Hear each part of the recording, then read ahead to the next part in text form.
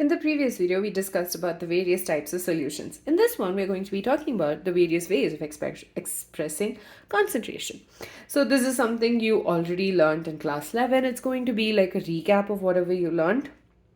And that's exactly what we're going to do. So there are two ways of expressing concentration. One is qualitatively, and the other is quantitatively.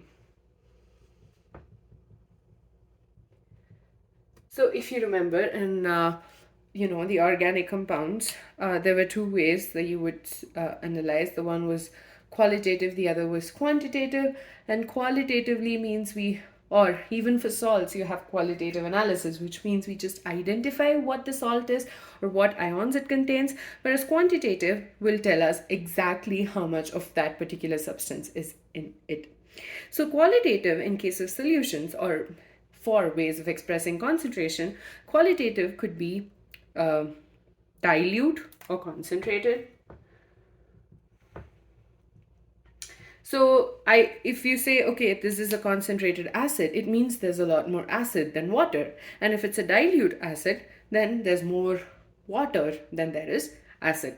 So dilute and concentrated is a qualitative way. Another one could be saturated, supersaturated solutions, where saturated means you have just enough amount of solute and in a particular amount of solvent, whereas supersaturated, you have a lot more solute than the solvent. So that's a qualitative way. Quantitative, on the other hand, gives a number, a particular number, as in, let's say I have an acid and it's 5% or 5 molar or 5 percent acid as well. So this actually is giving us a particular amount. So there are various ways we can express the concentration in a solution quantitatively. One of them is mass percentage, the second is volume percentage, the third mass by volume percentage, parts per million, mole fraction, molarity, and molality.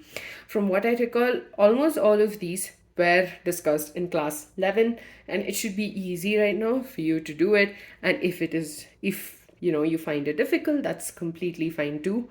We will be going over each and every one of them in as much detail as they need to be done.